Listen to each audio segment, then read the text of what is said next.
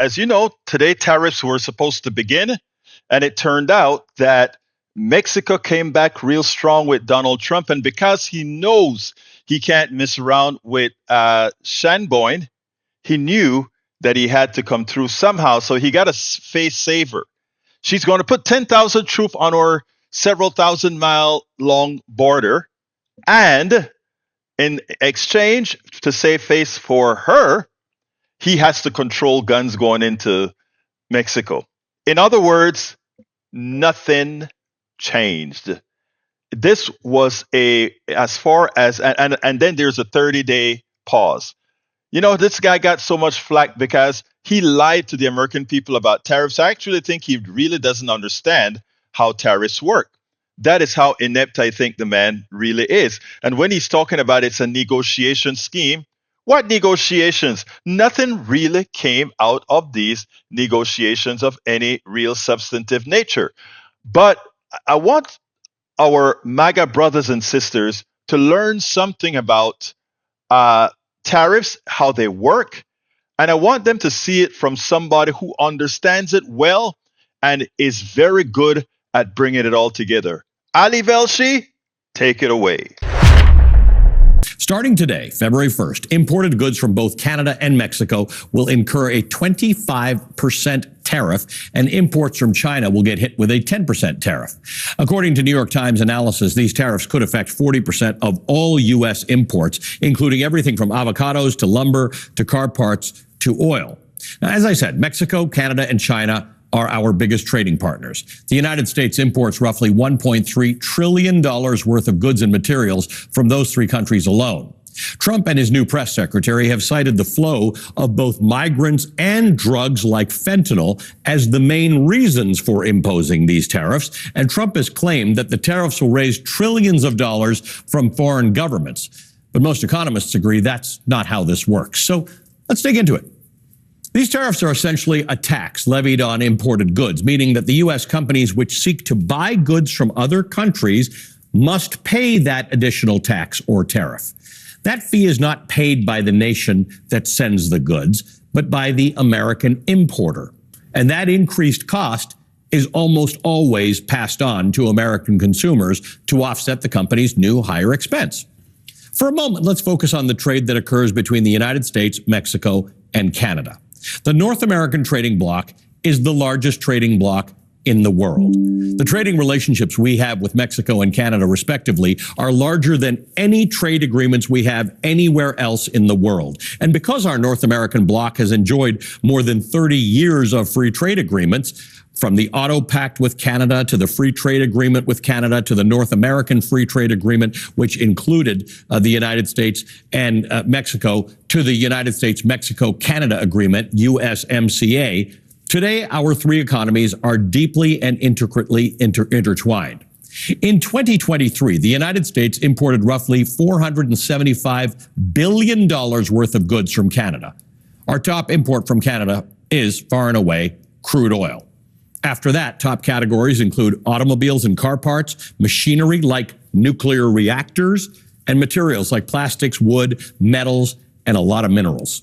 The same year, the United States exported roughly $350 billion worth of goods to Canada, including automobiles and car parts, machinery, electronics, oil and gas products, and plastics. So we buy more from Canada than we sell. Now, to Mexico. In 2023, we imported roughly $418 billion worth of goods, a little less than we buy from Canada. Top imports from Mexico include automobiles and their parts, computers, crude oil, and fruits and vegetables.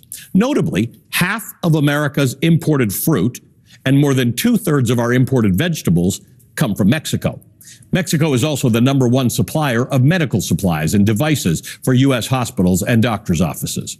Now, in that same year, 2023, the United States exported roughly $320 billion worth of goods to Mexico, including electronic equipment, machinery, automobiles and parts, oil and gas products, and plastics, similar to Canada, and similarly, we sell Mexico less than we buy from them.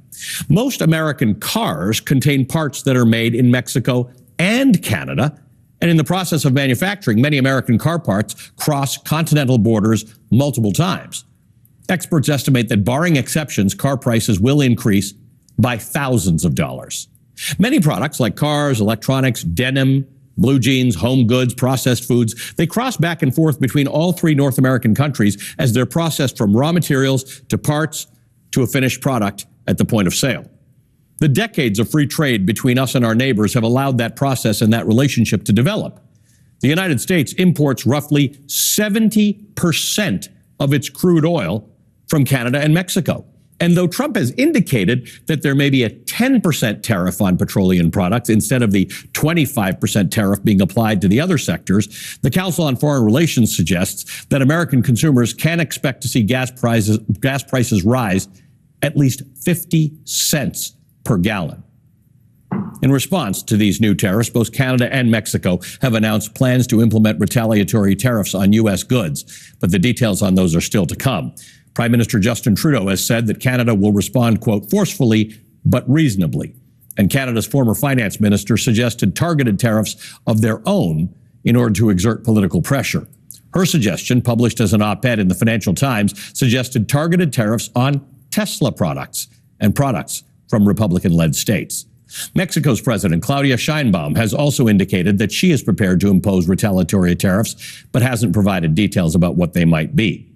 As our trade partners determine their responses to these new tariffs, Trump's new trade plan, now in effect today, has the potential to reshape decades of complex, hard-won international trade deals on which we've all come to rely.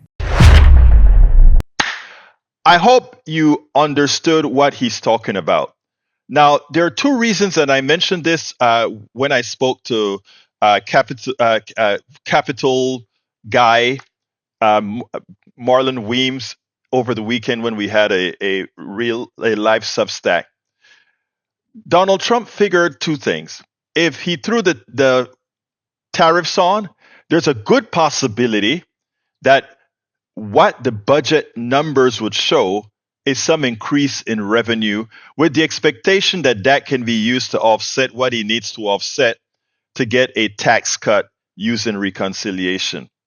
But again, what he doesn't realize is that the economic damage is likely going to be much worse than the benefits he gets from his clones in accepting a tax cut. So I think he's probably going to want to back off somewhat now.